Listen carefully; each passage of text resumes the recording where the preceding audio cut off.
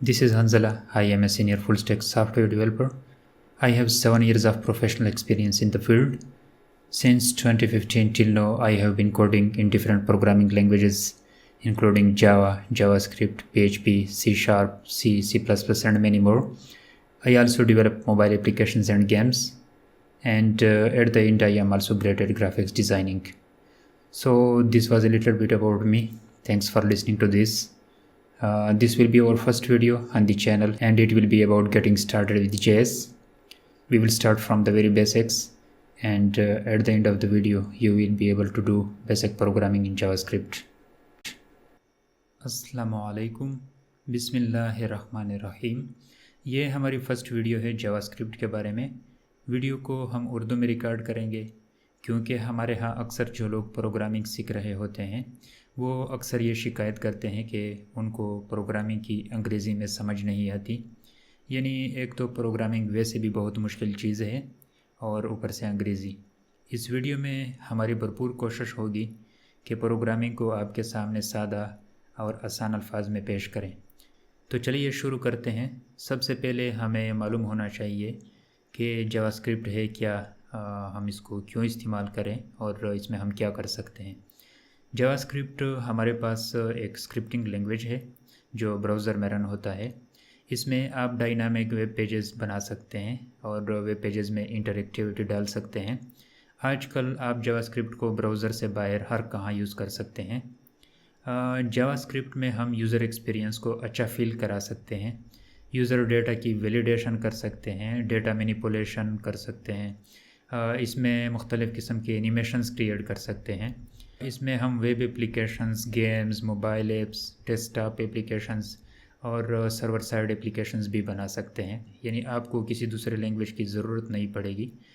JavaScript में code करने के लिए हमें दो चीज़ों की ज़रूरत पड़ेगी, एक टेक्स्ट एडिटर जिसमें हम कोड लिखेंगे और एक ब्राउज़र की जिसमें हम जावास्क्रिप्ट का कोड रन करेंगे। टेक्स्ट एडिटर हम VS कोड यूज़ करेंगे, विजुअल स्टूडियो कोड। आप कोई भी टेक्स्ट एडिटर यूज़ कर सकते हैं अपनी मर्ज़ी का, जैसा कि नोटपैड, सबलाइम, नेटबीन्स वगैरह, या जो भी आपके पास इंस्टॉल्ड है, कोई भी टेक्स्ट एडिटर आप यूज़ कर सकते हैं। लेकिन हम रिकमेंड करते हैं कि आप VS कोड यूज़ करें क्योंकि VS कोड जो है वो एक फ्री टेक्स्ट एडिटर है और इसमें बहुत पावरफुल फीचर्स और एक्सटेंशंस आपको मुफ्त में मिल जाती हैं। VS कोड का डाउनलोड लिंक आपको वीडियो के डिस्क्रिप्शन से मिल सकता है। आप वहीं जाके इसको सर्च करें और इसको इंस्टॉल करें। ब्राउज़र हम क्रोम यूज़ करेंगे। आप अपनी मर्ज़ी का कोई भी वेब ब्राउज़र यूज़ कर सकते हैं जो आपके पास इंस्टॉल्ड हो, जैसा कि क्रोम, फायरफॉक्स, सफारी, ओपरा, माइक्रोसॉफ्ट एज वगैरह। इसके बाद कोड की बारी है। कोड स्टार्ट कर लेते हैं टाइम ज़ाया किए बगैर। डेस्कटॉप पे आप एक न्यू फोल्डर क्रिएट कर ले। ये फ़ोल्डर आप कहीं और भी क्रिएट कर सकते हैं, यानी इसका जो लोकेशन है वो मैटर नहीं करता। इसको मैं नाम दे देता हूँ फॉर एग्ज़ाम्पल लर्निंग JS का। आप इसको अपनी तरफ से कोई भी नाम दे सकते हैं। इस पर राइट क्लिक करके आप इसको ये ओपन विद कोड का ऑप्शन सेलेक्ट कर लें, इस पर क्लिक करें, या आप VS कोड ओपन करें अगर आपके पास ये ऑप्शन अवेलेबल नहीं है। आपने इंस्टॉलेशन के दौरान अगर ये वाला ऑप्शन सेलेक्ट नहीं किया है तो शायद कि आपके पास ये जो ऑप्शन है ये अवेलेबल ना हो। दूसरा तरीका ये है कि आप VS कोड ओपन करें जो आपने इंस्टॉल किया हो और इस फोल्डर को उसके ऊपर ड्रैग कर लें तो ये ऑटोमेटिकली VS कोड में ओपन हो जाएगा। ये फ़ोल्डर हमारा VS कोड में ओपन हो गया है। फ़िलहाल ये एम्प्टी है, इसमें कोई भी फ़ाइल नहीं है। राइट साइड पे आपको वेलकम का मैसेज नज़र आ रहा है, आप इसको क्लोज़ करें। लेफ़्ट साइड पे आपके पास एक्सप्लोरर का आइकन है, इस पर क्लिक करके आप अपने प्रोजेक्ट को कोलैप्स कर सकते हैं और एक्सपेंड कर सकते हैं इस तरह। इसके बाद हमें एक एक्सटेंशन की ज़रूरत पड़ेगी। ये एक्सटेंशंस का जो आइकन है आप इस पर क्लिक करें और यहाँ से एक एक्सटेंशन आप फाइंड आउट कर लें लाइव सर्वर का, इस तरह। फर्स्ट आपके पास ये जो आ रहा है इस पर आप क्लिक करें। यहाँ पर मुझे डिसेबल का बटन नज़र आ रहा है, आपको यहाँ पर इंस्टॉल का बटन नज़र आएगा क्योंकि मैंने ऑलरेडी इसको इंस्टॉल किया है। इसको आप इंस्टॉल करें। इसके बगैर अगर आप ये इंस्टॉल नहीं करेंगे तो जब आप कोड करेंगे, कोड करने के बाद अगर आप कोई चेंज करेंगे तो आपको मैनुअली ब्राउज़र में टैब रिफ़्रेश करना पड़ेगा, यानी मैनुअली आप अपने कोड के चेंजेस को रिफ्लेक्ट करेंगे। लेकिन लाइव सर्वर के साथ यानी जो फाइल आप लाइव सर्वर के थ्रू रन करेंगे वेब ब्राउज़र में, तो जब आप चेंजेस करेंगे ऑटोमेटिकली वो रिफ्लेक्ट हो जाती है ब्राउज़र में, जैसा कि इस इमेज और कोड में दिखाया जा रहा है नीचे यहाँ पर। यहाँ से आप इसको क्लोज़ करें, वापस ये एक्सप्लोरर में जाए। यहाँ पर हमारे पास ये जो फ़ोल्डर है ये एम्प्टी है। जावास्क्रिप्ट में काम करने के लिए हमें एटलीस्ट एक फ़ाइल की ज़रूरत पड़ेगी। ये जो जावास्क्रिप्ट हम लिखेंगे यहाँ पर हम इसको HTML फ़ाइल के अंदर लिखेंगे। न्यू फाइल के आइकन पर क्लिक करें। यहाँ पर आप अपने फ़ाइल को नाम दें, नाम मैटर नहीं करता, आप कोई भी नाम दे सकते हैं। फॉर एग्ज़ाम्पल ABC, या आप इसको अपना नाम देना चाहें। इसके बाद जो इसका एक्सटेंशन है ये आपने लाजमी HTML रखना है, नहीं तो ये फ़ाइल ब्राउज़र में अच्छी तरह रन नहीं होगा। इसके बाद इंटर प्रेस करें। राइट साइड पे टेक्स्ट एडिटर में हमारा ये फ़ाइल ओपन हो गया है। अगर ये आपसे क्लोज़ हो जाए इस तरह तो आप डबल क्लिक करके आप इसको वापस रीओपन कर सकते हैं टेक्स्ट एडिटर में। एक बात मैं आपको बता दूं कि जावास्क्रिप्ट में कोड करने के लिए आपको थोड़ा बहुत HTML और CSS के बारे में मालूम होना चाहिए। अगर आपको CSS ना भी आए तो भी आप इसमें कोड कर सकेंगे, अगर आपको थोड़ा बहुत HTML का पता हो। अगर आपको HTML नहीं आता तो आप जाके थोड़ा बहुत HTML के बारे में पढ़ें, उसके बाद वापस आके वीडियो को कंटिन्यू करें। हमें कुछ HTML टैग्स की ज़रूरत पड़ेगी। आप HTML लिखें और इसके बाद आपके पास ये जो दूसरा ऑप्शन आ रहा है आप इसको हाईलाइट करके इंटर प्रेस करें। ये हमने एक बॉयलर प्लेट क्रिएट कर लिया है HTML डॉक्यूमेंट का। ये जो कुछ टैग्स हैं आप इसको हटा सकते हैं, लेकिन बाकी जो टैग्स हैं ये अभी जो हमने लाइव सर्वर का एक एक्सटेंशन इंस्टॉल किया है ये उसके लिए लाजमी है। उसके बगैर यानी इन टैग्स के बगैर लाइव सर्वर काम नहीं करेगा और आपकी चेंजेस रिफ्लेक्ट नहीं होंगी ब्राउज़र में। जावास्क्रिप्ट का कोड करने के लिए हम यहाँ पर स्क्रिप्ट टैग लिखेंगे। हमारा सारा जावास्क्रिप्ट का कोड इन दो टैग्स के अंदर जाएगा। बाहर जो है या इससे बाहर जितने भी टैग्स हैं वो HTML के हैं। ये भी HTML का एक टैग है, लेकिन इसके अंदर हम जावास्क्रिप्ट लिखेंगे। जावास्क्रिप्ट में या जो भी प्रोग्रामिंग लैंग्वेज हम सीखना चाहते हैं, सबसे पहले हमें ये बताया जाता है, यानी टॉप पे जो चीज़ हमें बताई जाती है वो ये है कि आप कोई चीज़ स्क्रीन पर कैसे प्रिंट करेंगे। तो उसके लिए जावास्क्रिप्ट में हमारे पास एक console.log हमारे पास एक मेथड है। हम उसको कॉल करके यहाँ पर जो भी चीज़ हम स्क्रीन पर प्रिंट कराना चाहते हैं वो हम यहाँ पास करेंगे। फॉर एग्ज़ाम्पल अगर आप प्रिंट कराना चाहें 1 2 3 तो आप यानी 1 2 3 पास करेंगे log मेथड को।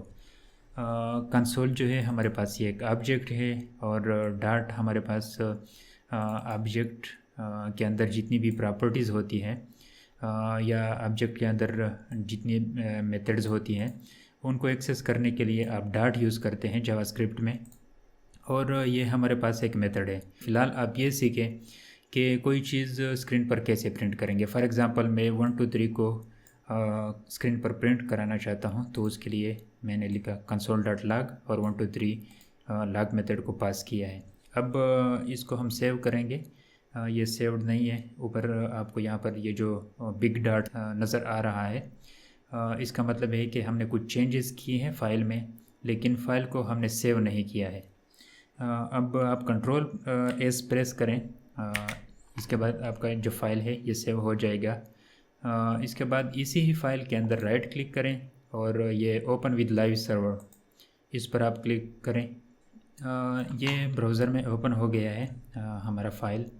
अब हमारा जो जावास्क्रिप्ट का कंसोल है वो हमें यहाँ नज़र नहीं आ रहा। यानी हमने जो चीज़ें प्रिंट की हैं वो हमें नज़र नहीं आ रही। ये जावास्क्रिप्ट का जो कंसोल है, आप इसके अंदर राइट क्लिक करेंगे ब्राउज़र के अंदर और इंस्पेक्ट पर क्लिक करें। इसके बाद आपके पास यहाँ पर ये कंसोल का जो टैब नज़र आ रहा है आपको, इस पर क्लिक करें। तो यहाँ पर आपने जो 1 2 3 प्रिंट किया था स्क्रीन पे, वो हमें यहाँ पर नज़र आ रहा है। तो अब हम इसको राइट साइड पे ले आते हैं, इसको यहाँ पर छोड़ देते हैं ब्राउज़र को, और लेफ़्ट साइड पे हमारे पास जो भी हमने कोड किया है उस पर क्लिक कर लेते हैं। तो ये ऑटोमेटिकली एडजस्ट हो जाता है लेफ़्ट साइड पे। अब हम कोड भी देख रहे हैं और कोड के रिज़ल्ट्स भी। इसको थोड़ा सा मैंने बड़ा कर लिया है ताकि आपको यानी ये कोड अच्छी तरह नज़र आए। प्रोग्रामिंग में दूसरा जो अहम कंसेप्ट है वो है वेरिएबल्स का। वेरिएबल्स हमारे पास कोई ऐसी चीज़ जिसकी वैल्यू तब्दील हो सके, यानी आप उसमें बार बार दूसरी वैल्यूज़ डाल सकें। वेरिएबल क्रिएट करने के लिए जावास्क्रिप्ट में हमारे पास एक कीवर्ड है var। इसके बाद आप अपने वेरिएबल को नाम देंगे। फॉर एग्ज़ाम्पल मैं अपने वेरिएबल को नाम दे देता हूँ एज, और इसमें आप कोई भी वैल्यू स्टोर कर सकते हैं अपनी मर्ज़ी का। अभी मैंने इसमें वैल्यू स्टोर किया है 40। ये जो कीवर्ड है ये रिज़र्व्ड कीवर्ड है, ये जावास्क्रिप्ट की डिफिनीशन में शामिल है। आप इसको as a variable name use नहीं कर सकते। और ये मैंने वेरिएबल को नाम दिया है और इसमें मैंने ये वैल्यू डाली है। इसको कहते हैं डिक्लेरेशन, और साथ में मैंने इसकी इनिशियलाइजेशन भी की है, यानी इसमें वैल्यू डाली है तो इसका मतलब है कि मैंने इसको इनिशियलाइज़ किया है। आप इसको इस तरह डिक्लेयर कर सकते हैं और दोबारा इसमें दूसरी लाइन पे वैल्यू डाल सकते हैं, इस तरह फॉर एग्ज़ाम्पल 40। ये बिल्कुल सेम वही चीज़ है जो हमने एक लाइन पे किया था। आप यानी ऊपर जो है, ऊपर हमारे पास डिक्लेरेशन है, यानी हमने एक वेरिएबल डिफ़ाइन किया है, और दूसरी लाइन पे हमने इसको इनिशियलाइज़ किया है, यानी राइट साइड पे हमारे पास जो वैल्यू है इसको हमने उठा के एज में रखा है। अब जब हम इस प्रोग्राम को रन करेंगे तो हमारा जो प्रोग्राम है वो बिल्कुल टॉप से इस तरह यानी स्टार्ट होता है, और यहीं से ये इसी तरतीब के साथ नीचे आते हुए रन होता है। इसके बाद यहाँ पर जब कंट्रोल पहुँचता है तो ये देखता है कि ये तो यहाँ पर हमने एक वेरिएबल क्रिएट किया है। मेमोरी में इस वेरिएबल के लिए जगह, मखसूस जगह ये मुख्तस करेगा, उसमें ये 40 की वैल्यू डालेगा। जब कभी आप इस वेरिएबल को एक्सेस करेंगे तो आपके पास ये 40 की वैल्यू आएगी। फॉर एग्ज़ाम्पल अभी अगर हम इसको स्क्रीन पर प्रिंट करना चाहें तो 1 2 3 की बजाय हम console.log मेथड को एज पास करेंगे।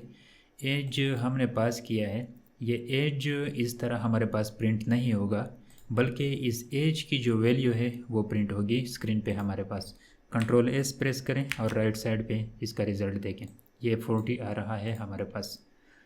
ये नंबर टाइप वेरिएबल था, यानी हमने इसमें नंबर स्टोर किया है।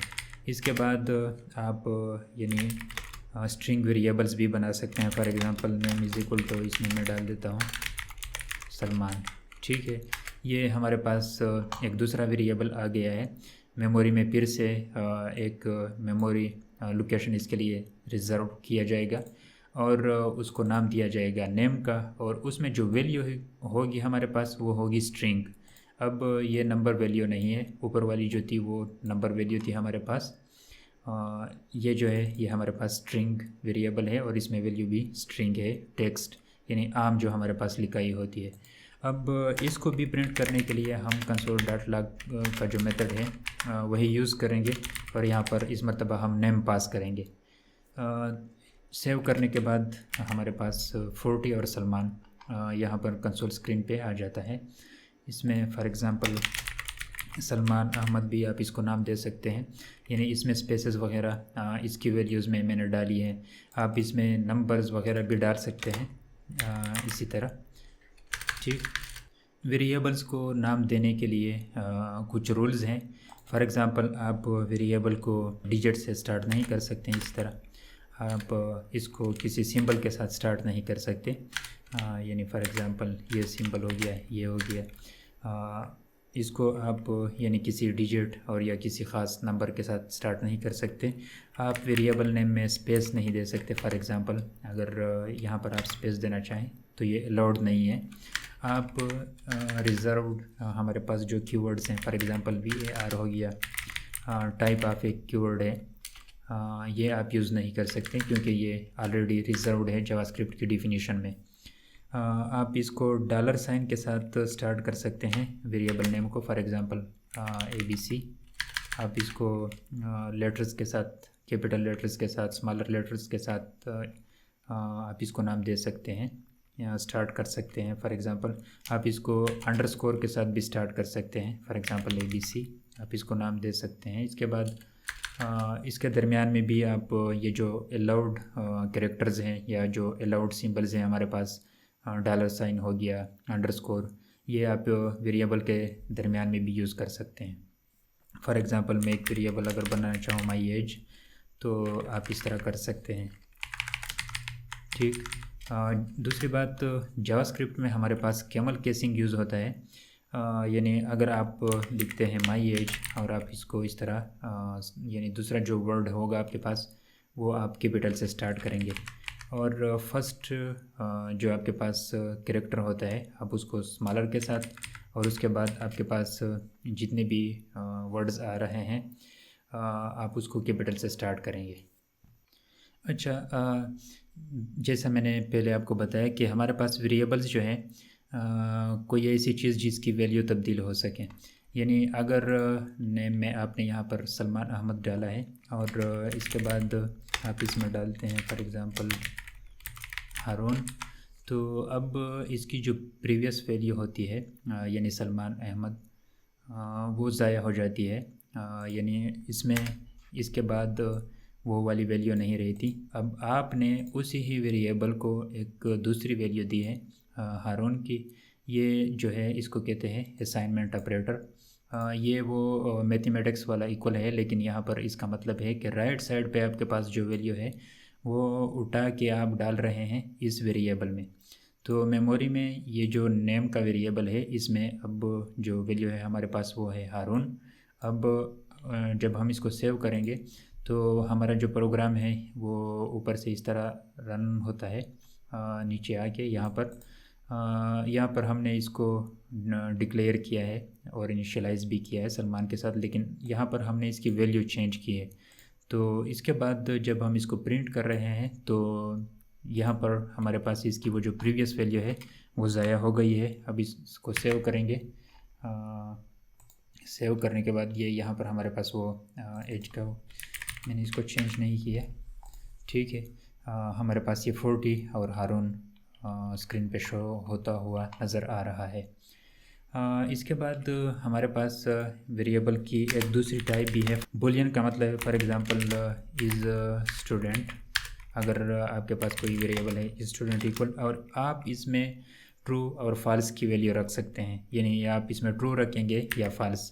फॉर एग्ज़ाम्पल अगर स्टूडेंट है तो आप इसमें ट्रू रखेंगे और अगर स्टूडेंट नहीं है तो आप इसमें फॉल्स डालेंगे, ठीक है। बाकी वेरिएबल जो है बिल्कुल उसी तरह बनते हैं जैसे ऊपर वाले ये वेरिएबल्स हमने बनाए हैं। अब इसको प्रिंट करने के लिए फिर से हम console.log का जो मेथड है वो यूज़ करेंगे और इस स्टूडेंट सेव करने के बाद आपके पास इसके रिज़ल्ट्स यहाँ पर आ जाते हैं। इसके बाद यानी ये तो था वेरिएबल्स के बारे में। कुछ डेटा टाइप्स के बारे में आपके पास यानी नंबर टाइप का है, ये स्ट्रिंग टाइप का है, ये भी स्ट्रिंग टाइप है और उसी ही वेरिएबल के अंदर हमने डाला है। जावास्क्रिप्ट जो है हमारे पास ये डायनामिक लैंग्वेज है। यानी अगर आप नेम हमारे पास स्ट्रिंग टाइप वेरिएबल है, लेकिन अगर आप इसमें डालें 300 तो ये इसी वैल्यू को भी एक्सेप्ट कर लेगा और इसको सेव करने के बाद आपके पास इसकी वैल्यू 300 आएगी। इसकी जो प्रीवियस वैल्यू है और इसकी जो टाइप है वो ख़त्म हो जाती है। पहले ये स्ट्रिंग टाइप का था यहाँ पर इन दोनों सूरतों में, और यहाँ पर अब हमने इसमें 300 डाला है और जो कि एक नंबर है और इसका टाइप भी चेंज हो गया है इसके साथ। अब ये हमारे पास नंबर टाइप का वेरिएबल है और इसकी जो वैल्यू है वो है 300। आप इसमें फ्लोटिंग पॉइंट वैल्यू भी डाल सकते हैं, फॉर एग्ज़ाम्पल 30.5 वगैरह। ठीक है, ये भी हमारे पास नंबर टाइप है। इसके बाद हमारे पास एक और टाइप है, for example amount equal. Amount हमारे पास वेरिएबल का नाम हो गया है। अब इसमें मैं इंटेंशनली यानी कोई भी वैल्यू अगर इसमें न डालना चाहूँ तो हमारे पास यानी इंटेंशनली आप इसमें नल की जो वैल्यू है वो आप असाइन कर सकते हैं। जब आप इसको यानी स्क्रीन पे प्रिंट करेंगे तो आपके पास इसकी जो वैल्यू है नल वो आएगी, फॉर एग्ज़ाम्पल अमाउंट। ठीक है, यानी ये हमने इसमें वैल्यू डाला है, लेकिन इसका मतलब है कि हम इसमें कोई वैल्यू नहीं रखना चाहते। तो यहाँ पर ये था थोड़ा बहुत वेरिएबल्स के बारे में। वेरिएबल्स बहुत अहम है प्रोग्रामिंग में। अगर आप बिल्कुल ज़ीरो हैं या एडवांस लेवल पे हैं तो इन ही वेरिएबल्स के साथ इस तरह का गेम किया जाता है। आप वेरिएबल्स यूज़ करते हैं और उस पर मुख्तलिफ मैनिपुलेशन करते हैं, तो आपके पास ये इस तरह का सिस्टम बनता जाता है और आखिर में आप यानी एक बहुत बड़ा एप्लीकेशन बना लेते हैं। यहाँ पर किसी भी एक लाइन को आप स्टेटमेंट कह सकते हैं और हर स्टेटमेंट को हम सेमीकोलन के साथ इंट कर सकते हैं। अगर आप का एक स्टेटमेंट एक ही लाइन पर आ रहा है तो इस सेमीकोलन की भी ज़रूरत नहीं है जावास्क्रिप्ट में। लेकिन अगर आप एक से ज़्यादा, फॉर एग्ज़ाम्पल ये देखें, अब मैंने एक ही लाइन पे 2 स्टेटमेंट्स रखे हैं। एक स्टेटमेंट यही है और एक स्टेटमेंट ये। इस सूरत में हमें यानी सेमीकोलन की ज़रूरत पड़ती है, नहीं तो ये आपको एरर देगा। Alt+Shift+F जो है हमारे पास VS कोड में ये कोड फॉर्मेटिंग के लिए शॉर्टकट है। इसके बाद हमारे पास बारी आती है ऑपरेटर्स की, यानी आपके पास जो बेसिक एरिथमेटिक ऑपरेटर्स होते हैं मैथमेटिक्स में, वही फॉर एग्ज़ाम्पल मैं एक वेरिएबल क्रिएट कर लेता हूँ यहाँ पर a और इसमें वैल्यू डाल देता हूँ फॉर एग्ज़ाम्पल 20 और इसके बाद मैं इसको console.log स्क्रीन पे प्रिंट कर देता हूँ। लेकिन इसको मैं फॉर एग्ज़ाम्पल 10 के साथ प्लस करता हूँ।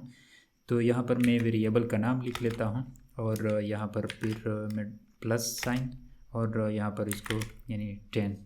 अब console.log हमारे पास जो मेथड है ये पहले इन दो को जावास्क्रिप्ट जमा करेगा, यानी a में जो वैल्यू है हमारे पास वो है 20 और इसके बाद यानी इसको 10 के साथ ऐड करेगा। ऐड करने के बाद इससे जो रिज़ल्ट आएगा वो स्क्रीन पर शो होगा। इस यानी जब हम इसको सेव करेंगे तो हमारे पास 30 आएगा स्क्रीन पे यहाँ पर। इसके बाद यानी फॉर एग्ज़ाम्पल मैं एक और वेरिएबल यहाँ पर क्रिएट कर देता हूँ, फॉर एग्ज़ाम्पल b, और इसमें मैं वैल्यू डाल देता हूँ फॉर एग्ज़ाम्पल 5। यहाँ पर जो मैं स्पेसेस दे देता हूँ ये रीडेबिलिटी के लिए, ताकि पढ़ने में आसानी हो। आप इसको हटा सकते हैं अगर आप चाहें, लेकिन ये जो कुछ कन्वेंशंस है फॉर एग्ज़ाम्पल रीडेबिलिटी के, ये आप इस तरह अपनी आदत बनाएं। अब हम इसको यानी b+a फॉर एग्ज़ाम्पल a+b, आप इसको इस तरह यानी एक दूसरे के साथ जमा कर सकते हैं। और यहाँ पर मैं इसको console.log के साथ a-b, ये इसके साथ हमारे जो दूसरे बेसिक एरिथमेटिक ऑपरेटर्स हैं, फॉर एग्ज़ाम्पल मल्टीप्लिकेशन, ये एक दूसरे के साथ मल्टीप्लाई हो गए हैं, ये यहाँ पर माइनस हो रहे हैं और यहाँ पर हम इसको प्लस कर रहे हैं। इस तरह आप इसको यानी डिवीज़न का जो ऑपरेटर है आपके पास वो भी यूज़ कर सकते हैं। और डिवीज़न के लिए हम यूज़ करते हैं ये /। सेव करें, इसके रिज़ल्ट्स आपके पास आ रहे हैं राइट साइड पे यहाँ पर। उसके बाद हमारे पास ये जो प्लस का जो सिंबल है यानी प्लस ऑपरेटर जो है, हम इसको कंकेटिनेशन में भी यूज़ कर सकते हैं। फॉर एग्ज़ाम्पल अगर आपके पास वेरिएबल हो स्ट्रिंग टाइप का, name is equal to for example मैं इसमें डाल देता हूँ सलमान, और यहाँ पर यानी फॉर एग्ज़ाम्पल मैं इसको नाम दे देता हूँ फर्स्ट नेम का, और यहाँ पर variable last name is equal to Ahmed. अब हम दोनों को एक दूसरे के साथ कॉन्केटिनेट कर सकते हैं प्लस के साथ। यानी अगर आपके पास वेरिएबल की जो टाइप है वो नंबर नहीं है, स्ट्रिंग है, तो जब आप प्लस यूज़ करेंगे तो वो आपके पास कॉन्केटिनेट हो जाती है, यानी एक दूसरे के साथ मिल जाती है। कॉन्केटिनेशन का मतलब है जोड़ना। इसके बाद मैं यहाँ पर एक और वेरिएबल बना देता हूँ, और इस बार मैं इस वेरिएबल में first name plus last name ये दो डाल देता हूँ, और इसके बाद मैं इसको कंसोल स्क्रीन यानी स्क्रीन पे शो कर देता हूँ फुल नेम को। तो ये हमारे पास सलमान अहमद आ रहा है। अब इसके दरमियान में स्पेस नहीं है, आप इसमें स्पेस यहाँ पर डाल सकते हैं। फॉर एग्ज़ाम्पल एम्प्टी स्पेस यहाँ पर, ये अभी मैंने स्पेस दिया है, यहाँ पर आप इसमें स्पेस दें ताकि वो भी इसमें शामिल हो। तो यहाँ पर सलमान अहमद में अभी हमारे पास स्पेस आ रहा है। इसके बाद हमारे पास यानी जो बाकी ऑपरेटर्स हैं, असाइनमेंट का ऑपरेटर तो मैंने आपको बता दिया है। फॉर एग्ज़ाम्पल इसमें मैं डाल देता हूँ 40, इसको कहते हैं असाइनमेंट ऑपरेटर। और इसके बाद हमारे पास आ रहा है यानी इक्वलिटी का ऑपरेटर। यानी इक्वलिटी का जो ऑपरेटर है हमारे पास ये इस तरह डबल इक्वल या ट्रिपल इक्वल, लेकिन अब हम इसको कंडीशन में यूज़ करते हैं। हमारे पास जब कंडीशंस हो, यानी जब हम किसी स्टेटमेंट पर शर्त लगाते हैं कि अगर ऐसा हो तो ये हो जाए, नहीं तो वो, हम इसको वहाँ पर यूज़ करते हैं। इसके बाद हमारे पास यानी आ जाती है कंडीशंस। ये थे कुछ बेसिक ऑपरेटर्स। हमारे पास कुछ और भी ऑपरेटर्स हैं, लेकिन फ़िलहाल क्योंकि ये वीडियो बिल्कुल बिगिनर्स के लिए हैं, हमारी कोशिश होगी कि हम वही चीज़ें आपको पढ़ाएं या आपको सिखाएं जो आपको यानी खौफज़दा ना करे, बल्कि आपको मोटिवेट करें और ये चीज़ें आपको आसान लगे, और साथ साथ ये चीज़ें आप सीखते जाएंगे। इसके बाद हमारे पास बारी आती है कंडीशंस की। फॉर एग्ज़ाम्पल मैं यहाँ पर एक वेरिएबल क्रिएट कर देता हूँ एज, और इसमें मैं डाल देता हूँ फॉर एग्ज़ाम्पल 40। अब मैं यानी इसको प्रिंट करना चाहता हूँ स्क्रीन पे। उस सूरत में अगर हमारे पास ये 50 से यानी एज के अंदर जो वैल्यू है वो अगर 50 से कम हो तो हम उस सूरत में इसको प्रिंट करेंगे, नहीं तो हम इसको प्रिंट नहीं करेंगे। उसके लिए हमारे पास यानी ये जो कंडीशनल है इसके अंदर अब मैं यहाँ पर एज पर शर्त लगाता हूँ कि अगर एज हमारे पास जो है यानी उसमें जो वैल्यू है वो अगर 50 से कम है, ये हमारे पास यानी लेस देन का जो ऑपरेटर है ये हमने यूज़ किया है। अब इसका मतलब है इफ़ अगर एज 50 से कम है तो इस सूरत में हम इस इफ़ को ब्लॉक देंगे, यानी इसको बॉडी देंगे, और इसके अंदर जितनी भी स्टेटमेंट्स हम लिखेंगे ये उस सूरत में एग्जीक्यूट होंगी जिस सूरत में हमारे पास ये कंडीशन ट्रू आए। अब हमारे पास ये जो कंडीशन है ये ज़ाहिर सी बात है ट्रू आ रहा है, क्योंकि हमारे पास एज में जो वैल्यू है वो है 40, और 40 यानी फॉर एग्ज़ाम्पल ये बिल्कुल इस तरह आएगा, इसकी एज की वैल्यू आएगी 40, 50 से कम है, और ये हमारे पास कंडीशन ट्रू आएगा। इसके बाद इसके अंदर हम जो कुछ भी लिखेंगे वो हमारे पास यानी एग्जीक्यूट होगा, ख्वाह वो स्टेटमेंट हो या कोई चीज़ स्क्रीन पे प्रिंट करनी हो, तो यहाँ पर आप एज इस तरह प्रिंट करेंगे। अब हम इसको सेव करेंगे तो इसका मतलब है कि ये जैसे हम देख रहे हैं कि हमारे पास कंडीशन ट्रू आएगा जिसकी सूरत में हमारा कंट्रोल इसके अंदर जाएगा। अब हम इसको सेव करते हैं और देखते हैं कि हमारे पास ये स्क्रीन पे 40 प्रिंट हो रहा है। अब मैं इसमें वैल्यू डाल देता हूँ फॉर एग्ज़ाम्पल 50। इस सूरत में अब हमारे पास कंडीशन जो है वो फ़ाल्स आ रहा है। तो फ़ाल्स होने की सूरत में जब हम किसी चीज़ पर शर्त लगाते हैं तो यहाँ पर अगर कंडीशन आपके पास फ़ाल्स आए तो इसके बाद आप इसकी बॉडी के अंदर नहीं जाएंगे, यानी इस ब्लॉक के अंदर आपको नहीं जाने दिया जाएगा, बल्कि आप इससे बाहर आएंगे और यहाँ पर तो हमारा प्रोग्राम ख़त्म हो रहा है। हमें कुछ भी यानी स्क्रीन पर नज़र नहीं आएगा। सेव करें। अब देखिए यहाँ पर कुछ भी प्रिंट नहीं हो रहा, क्योंकि हमारे पास यहाँ पर जो कंडीशन है वो फॉल्स हो रहा है। अब अगर मैं इसको यानी 500 भी कर लूँ तो अब हमारे पास एज जो है वो 50 से यानी लेस नहीं है, तो कंडीशन फिर भी हमारे पास यानी फॉल्स आ रहा है। अब अगर मैं इसको चेंज कर लूँ, हमारे पास यानी ग्रेटर देन का जो साइन है, अब इस बार हमारे पास जो कंडीशन है वो ट्रू आ रहा है और इसकी सूरत में हमारे पास ये कंसोल डॉट लॉग एज यानी स्क्रीन पे प्रिंट होगा। अब मैं इसको कर देता हूँ 50। इसके बाद मैं यानी इसको अगर रन कर लूँ तो हमारे पास कंडीशन फॉल्स आ रहा है। इसको यानी हम ऐसा भी कर सकते हैं, अगर एज हमारे पास 50 के बराबर हो या 50 से ज़्यादा हो। इस सूरत में एज 50 है और इसकी जो यानी हमने कंडीशन में इसके मुकाबले में जो वैल्यू दी है वो भी 50 है, तो 50 से ग्रेटर तो नहीं है। लेकिन जब आप यानी इक्वल का साइन यहाँ पर देंगे तो इसका मतलब है कि अगर हमारे पास एज 50 हो या 50 से ज़्यादा हो, इस सूरत में हमारे पास ये कंसोल डॉट लॉग का जो स्टेटमेंट है ये एग्जीक्यूट होगा। इसके बाद यानी आप लेस देन के साथ भी इसको यूज़ कर सकते हैं। इसके बाद हमारे पास एक दूसरा जो कंट्रोल स्ट्रक्चर है, इसको कहते हैं कंट्रोल स्ट्रक्चर। इफ़ आपके पास यानी आप प्रोग्राम को कंट्रोल कर रहे हैं, बाय डिफ़ॉल्ट तो आपका प्रोग्राम ऊपर से यहाँ से यानी जितनी भी स्टेटमेंट्स इसके सामने आती जाएंगी एग्जीक्यूट होती जाएंगी। लेकिन यहाँ पर आप अपने प्रोग्राम को कंट्रोल कर रहे हैं, प्रोग्राम की एग्जीक्यूशन को, यानी आप यहाँ पर शर्त लगा रहे हैं कि ये उस सूरत में एग्जीक्यूट हो जब आपके पास ये कंडीशन ट्रू हो। इसके बाद हमारे पास कंट्रोल स्ट्रक्चर में इफ़ एल्स आता है, और एल्स हमारे पास इस तरह होता है, बिल्कुल इफ़ के बाद आप एल्स लिखेंगे, यानी इफ़ के बगैर आप एल्स नहीं लिख सकते। ठीक है।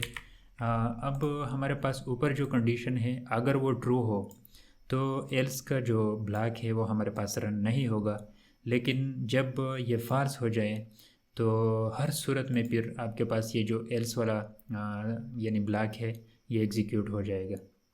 फॉर एग्ज़ाम्पल मैं यहाँ पर अगर कर दूँ इसको, यानी if age is greater than 50, और यहाँ पर मैं इसको यानी कंसोल डॉट लॉग एज को प्रिंट करता हूँ और यहाँ पर मैं लिख लेता हूँ for example console dot log, और यहाँ पर मैं फॉर एग्ज़ाम्पल एक स्ट्रिंग मैसेज लिख देता हूँ। तो इस सूरत में हमारे पास ये सारी का जो स्टेटमेंट है ये आएगा, क्योंकि यहाँ पर हमारे पास कंडीशन यानी फॉल्स हो रहा है।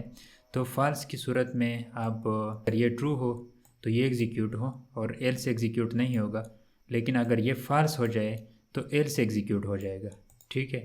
अब मैं इसको यानी कर देता हूँ if age is less than, इस बार भी क्योंकि इसमें मैंने डाला है, और इसमें मैं कर देता हूँ 40। तो इस सूरत में देखें एल्स का जो ब्लॉक है वो एग्जीक्यूट नहीं हो रहा। आप एक से ज़्यादा यानी बेशुमार अपनी मर्ज़ी के मुताबिक जितने भी कंट्रोल स्ट्रक्चर्स यानी ये कंडीशंस यूज़ करना चाहें यूज़ कर सकते हैं। और यहाँ पर इक्वलिटी के लिए अगर आप चाहते हैं कि यानी फॉर एग्ज़ाम्पल अगर एज इसके बराबर हो, यानी एज में जो वैल्यू है वो इसके बराबर हो, यानी इसकी जो टाइप है वो भी इसके बराबर हो, तो आप यानी ट्रिपल इक्वल लिख देते हैं इस तरह। इसका मतलब है कि अगर एज में जो वैल्यू है वो बिल्कुल 50 के बराबर हो, यानी वो नंबर टाइप की भी हो और साथ में उसकी वैल्यू भी 50 हो, तो इस सूरत में आपके पास ये कंडीशन जो है ट्रू है, क्योंकि इसमें है 50 और है भी नंबर। इसको हम कंपेयर कर रहे हैं इस वैल्यू के साथ और इस टाइप के साथ। तो इस सूरत में हमारे पास ये एज का जो स्टेटमेंट है ये वाला ये एग्जीक्यूट होगा और इसको इग्नोर किया जाएगा। सेव करें। सेव करने के बाद आपके पास 50 नज़र आ रहा है यहाँ पर। ये इसके बाद अगर आप चाहते हैं कि अगर इसके बराबर ना हो तो आप इस सूरत में ये नेगेशन का जो सिंबल है आपके पास, यानी एक्सक्लेमेशन का जो सिंबल है, आप इसको यहाँ इस तरह यूज़ कर सकते हैं। फॉर एग्ज़ाम्पल अगर आपके पास एज 50 के बराबर ना हो तो उस सूरत में ये ट्रू आएगा, नहीं तो फिर ये फॉल्स। अब हमारे पास एज में जो वैल्यू है वो है 50। अगर यानी इसके बराबर ना हो तो उस सूरत में आपकी कंडीशन ट्रू आएगी। यानी अगर इसमें जो वैल्यू है वो 50 के बराबर ना हो तो ये आपको यानी प्रिंट होता हुआ नज़र आएगा। नहीं तो फिर आप एल्स में जाएंगे। यानी इस बार हम एल्स में ही जाएंगे क्योंकि हमारे पास जो वैल्यू है वो है 50। अगर हम इसको चेंज करें यानी 50 के बराबर ना हो, फॉर एग्ज़ाम्पल 49 में कर देता हूँ, तो इस सूरत में हमारे पास वो एज प्रिंट होगा और एल्स को इग्नोर किया जाएगा। इसके बाद हमारे पास दूसरा जो अहम कंसेप्ट है वो है लूपिंग का। यानी अगर आप के पास कोई काम हो जो रेपिटेटिव हो, यानी जो बार बार दोहराया जा रहा हो। फॉर एग्ज़ाम्पल अगर कोई आपसे कहें कि आप प्रोग्रामिंग में 1 से 50,000 तक नंबर्स जो हैं वो स्क्रीन पर प्रिंट कर लें, तो आप बैठ जाएंगे और 50,000 स्टेटमेंट्स लिखेंगे कंसोल डॉट लॉग के। उस सूरत में यानी अगर आपके पास कोई काम हो जो बार बार दोहराया जा रहा हो, उस सूरत में आप यानी लूप्स यूज़ करते हैं। हमारे पास जो बेसिक एक लूप है, इस वीडियो में हम सिर्फ फॉर लूप देखेंगे ताकि यानी हमारे पास बेसिक्स जो हैं जावास्क्रिप्ट के वो जमा हो जाए।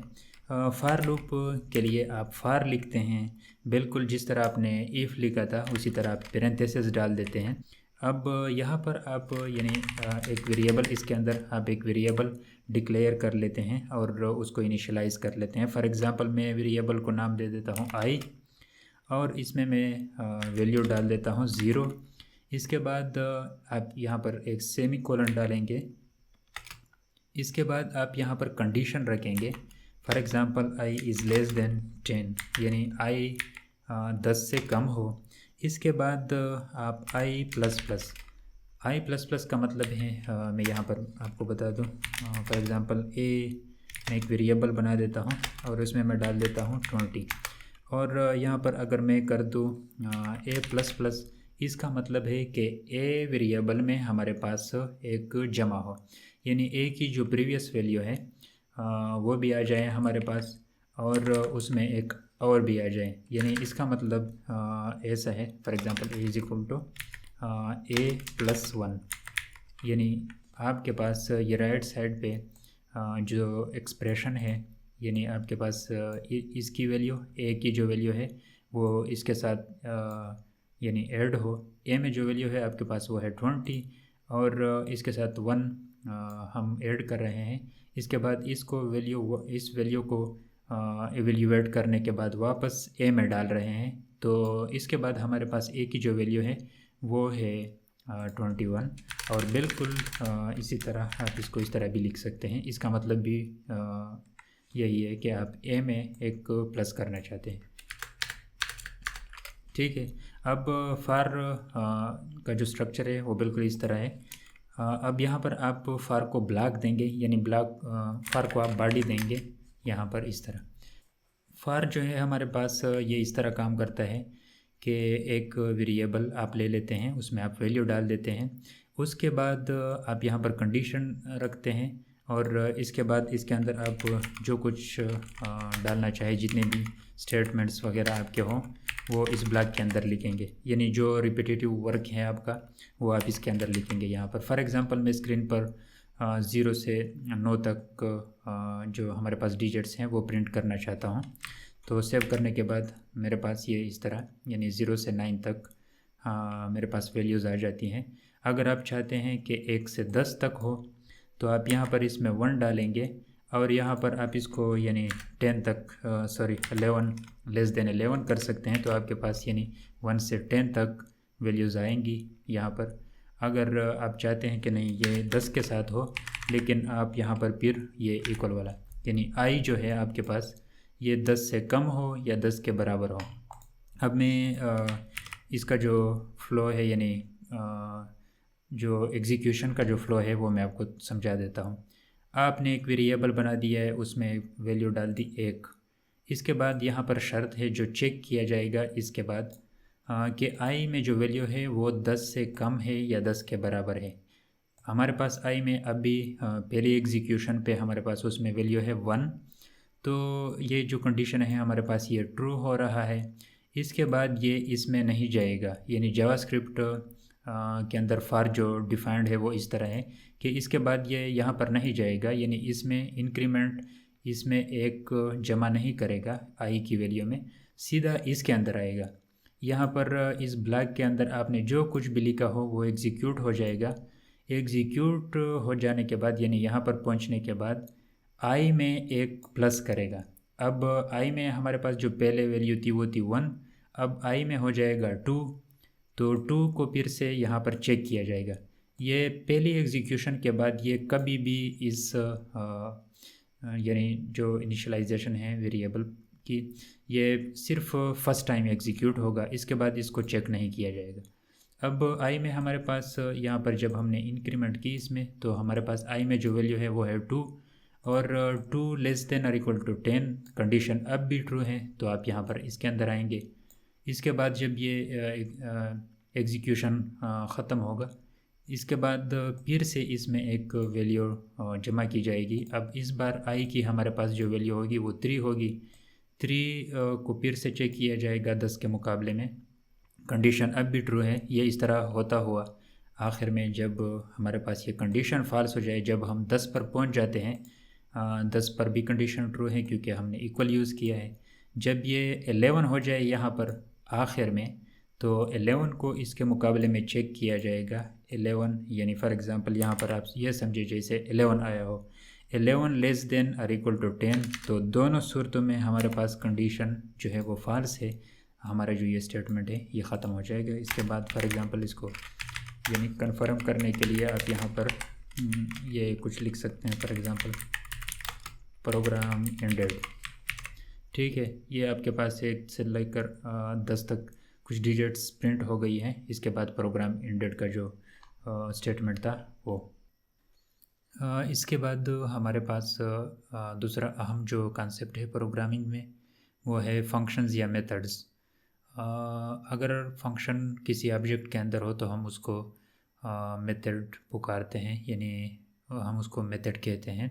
अगर फंक्शन किसी ऑब्जेक्ट से बाहर हो तो हम उसको फंक्शन कहते हैं।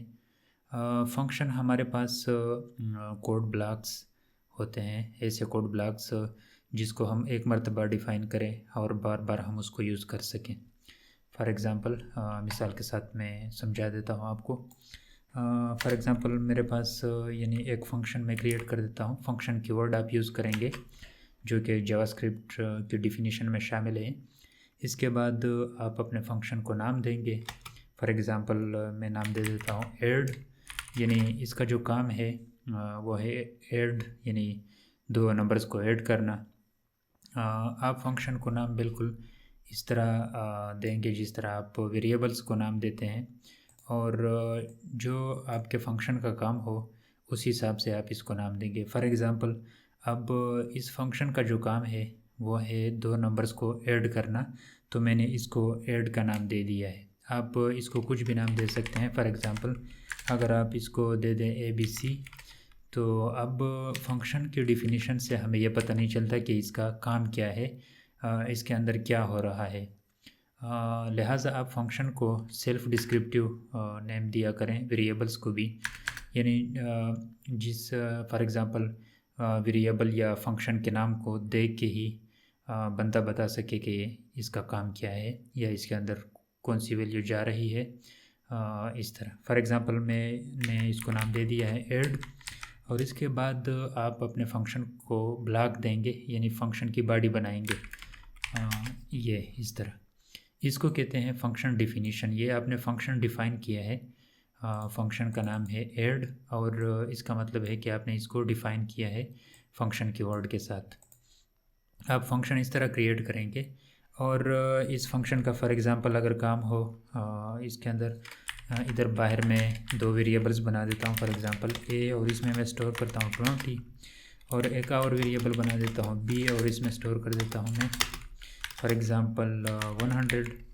इसके बाद इसी ही फंक्शन के अंदर हम बाहर ये जो 2 ग्लोबल वेरिएबल्स हैं मेरे पास, मैं इसको यूज़ करता हूँ, और यहाँ पर मैं एक और लोकल वेरिएबल बना देता हूँ रिज़ल्ट का, और उसमें मैं स्टोर करता हूँ हमारे पास ये जो 2 वेरिएबल्स हैं A + B, यानी A और B को जमा करने के बाद जो वैल्यू बनती है मैं उसको डाल देता हूँ इस लोकल वेरिएबल में। ये मेरे पास एक लोकल वेरिएबल है, इसका नाम है रिज़ल्ट, और ये जो है ये है ग्लोबल वेरिएबल्स।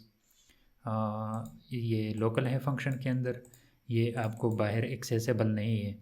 लेकिन ये जो बाहर दो वेरिएबल्स हैं ये ग्लोबल है, और इस प्रोग्राम में इस फाइल के अंदर हर कहाँ ये आपको अवेलेबल है, हर कहाँ से आप इसको कॉल कर सकते हैं, एक्सेस कर सकते हैं। अब फंक्शन तो हमने डिफ़ाइन कर लिया है।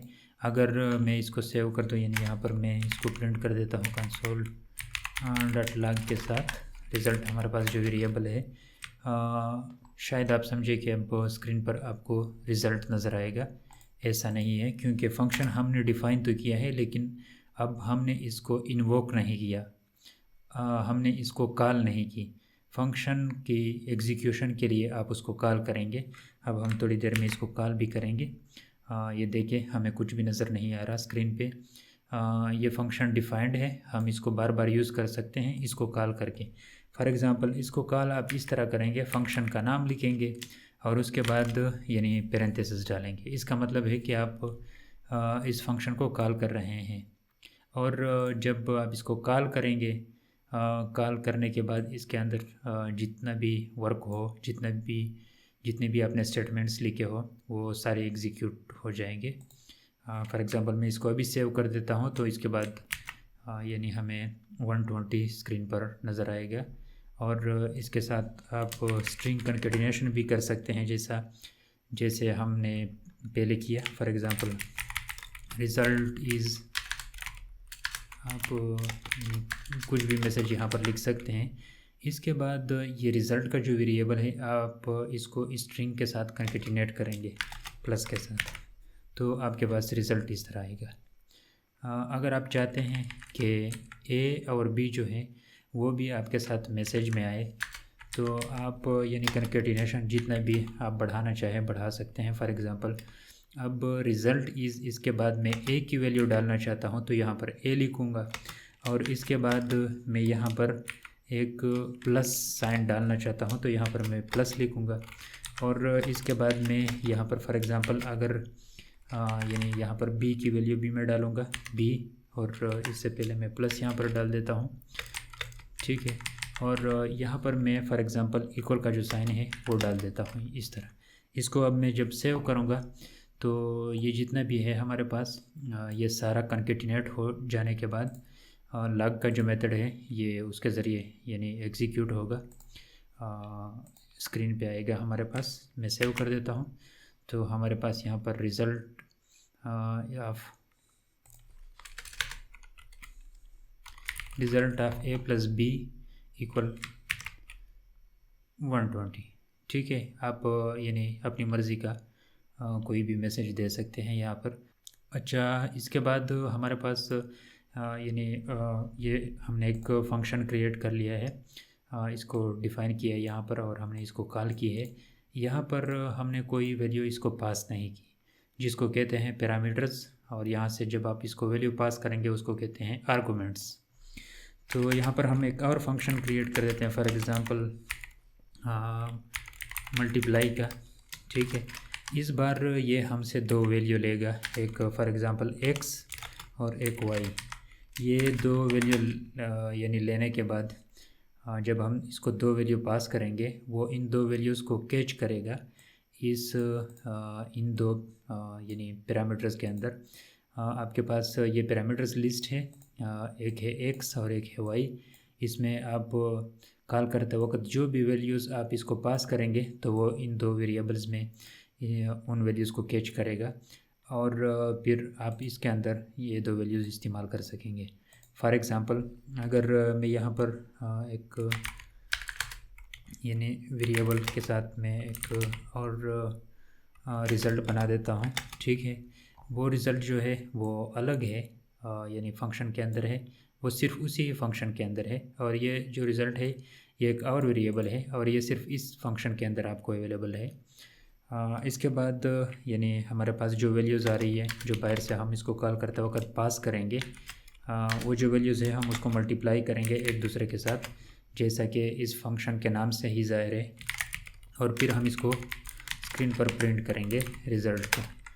तो अब फिर से अगर हम इसको सेव करें तो हमारे पास ये जो रिज़ल्ट्स हैं ये हमें शो नहीं होंगी स्क्रीन पे, क्योंकि हमने इस फंक्शन को कॉल नहीं किया।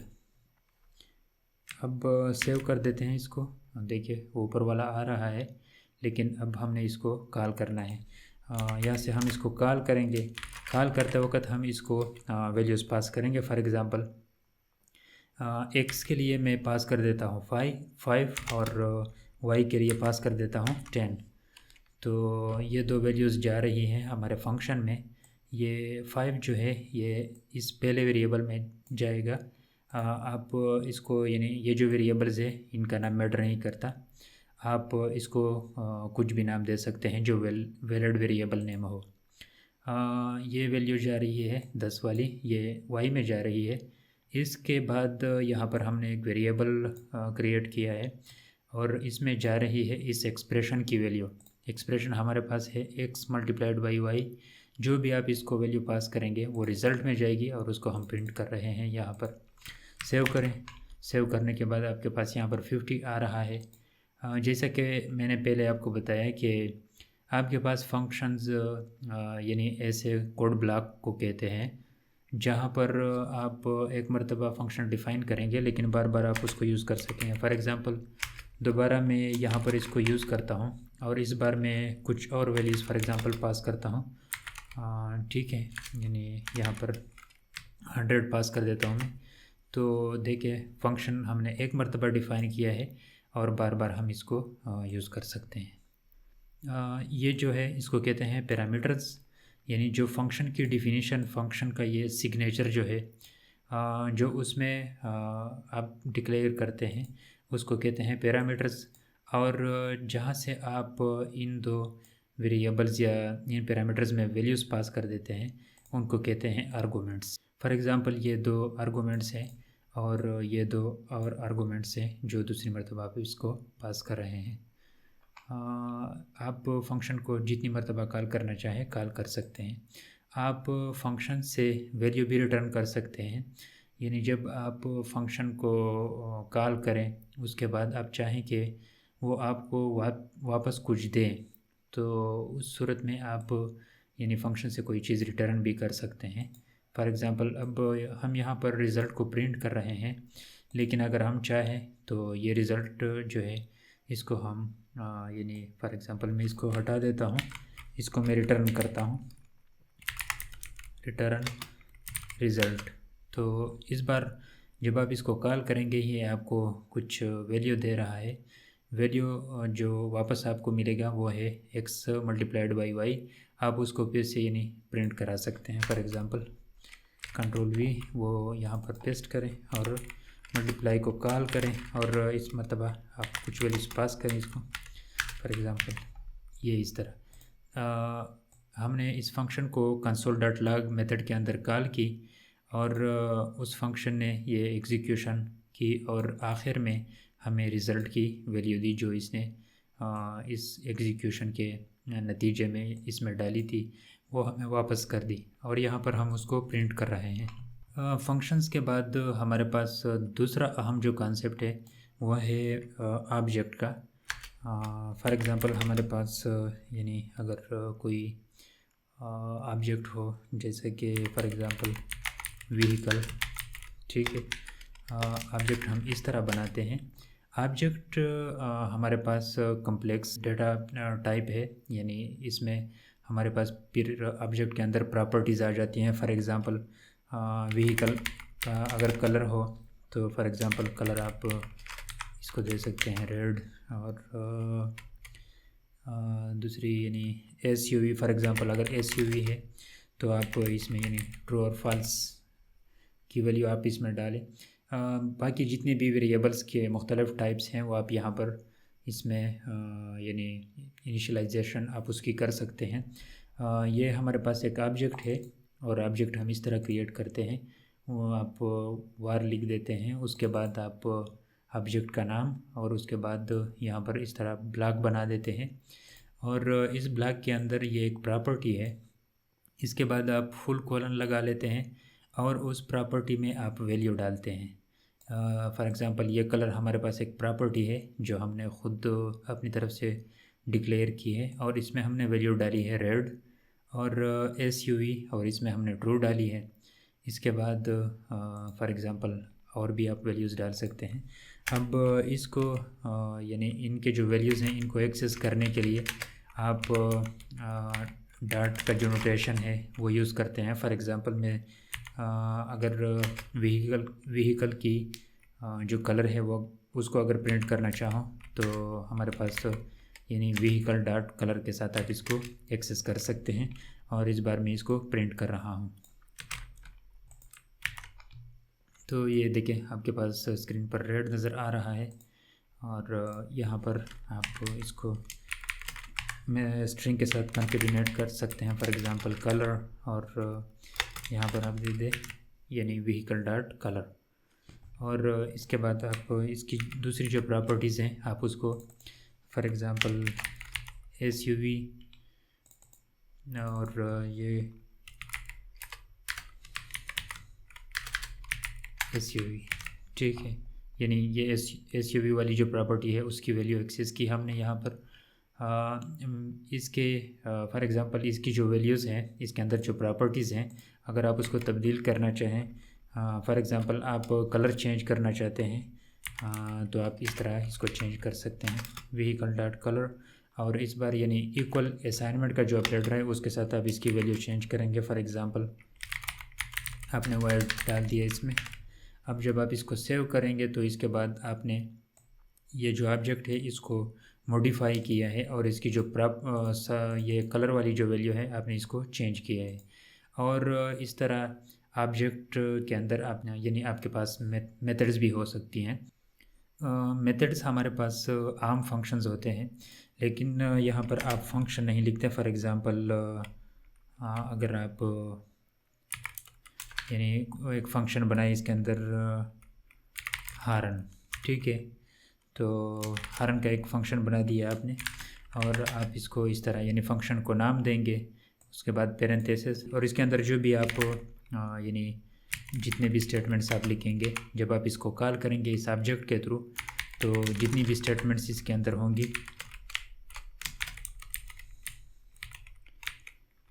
For example pep, right. अब हमने इसको कॉल नहीं किया, आप इसको यहाँ से कॉल कर सकते हैं। अब ये ऑटोमेटिकली जब हम इसको कॉल करेंगे तो इसके अंदर ऑलरेडी ये कंसोल का जो स्टेटमेंट है ऑलरेडी इसके अंदर है, तो स्क्रीन पर ये प्रिंट करेगा फॉर एग्ज़ाम्पल व्हीकल डॉट हारन। अब हम इसको कॉल कर रहे हैं और ये हमारे पास मेथड है, तो मेथड को आप इस तरह कॉल करते हैं जैसे आप फंक्शन को कॉल करते हैं नॉर्मल। ये आपके पास एक फ़ंक्शन भी है और एक मेथड भी, ठीक। तो ये था ऑब्जेक्ट के बारे में। इसके बाद आखिरी जो एक चीज़ मैं आपको बताना चाहता हूँ वो है कि जावास्क्रिप्ट के साथ आप डाम मैनिपुलेशन कर सकते हैं।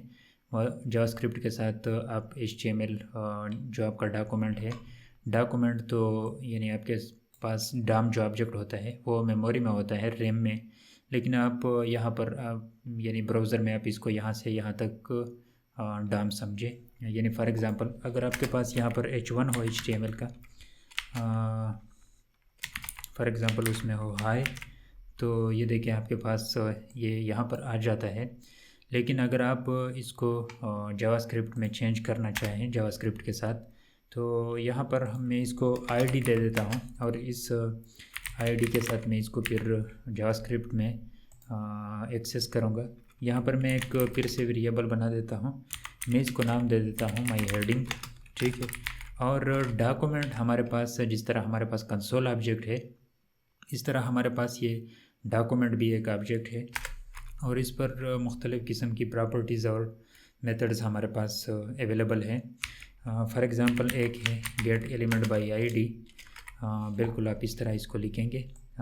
जब आप HTML डॉक्यूमेंट से यानी ये इसको आप अपना डॉक्यूमेंट समझें, ये आपका डॉक्यूमेंट है, और इससे जिस एलिमेंट को जिस HTML एलिमेंट को आप ID के साथ एक्सेस करना चाहते हैं, आप इस मेथड को कॉल करेंगे और इसको वो ID पास करेंगे, फॉर एग्ज़ाम्पल हेडिंग, ठीक है, इस तरह।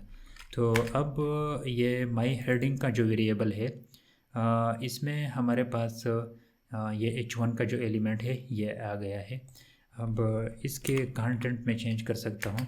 For example dot inner HTML अगर मैं इसका चेंज करना चाहूँ। इनर HTML हमारे पास इन टैग्स के अंदर जो कुछ आपने लिखा है यही, ठीक है। इसको मैं चेंज कर देता हूँ। फॉर एग्ज़ाम्पल मैं यहाँ पर अपना वो मैसेज डाल लेता हूँ। For example welcome to JS, ठीक है। ये देखिए इसको हमने जावास्क्रिप्ट के साथ चेंज किया है। इसका मतलब है कि हम जावास्क्रिप्ट के साथ डॉम जो है इसको भी चेंज कर सकते हैं, इसके कंटेंट्स को। और इसको आप इसके साथ स्टाइल भी दे सकते हैं। For example my heading dot style अगर आप CSS को जावास्क्रिप्ट के साथ चेंज करना चाहें। फॉर एग्ज़ाम्पल कलर, इसका जो कलर है आप रेड करना चाहते हैं। ये था डॉम के बारे में, यानी आप को सिर्फ एक आइडिया देना था कि आप जावास्क्रिप्ट के साथ क्या कुछ कर सकते हैं। ये बेसिक जो हमने चीज़ें सीख ली, आप इनको इकट्ठा करें और इनसे कोई चीज़ प्रैक्टिकल बनाएं। तो इंशाल्लाह मिलते हैं अगली वीडियोज़ में। तब तक के लिए अल्लाह हाफ़िज़।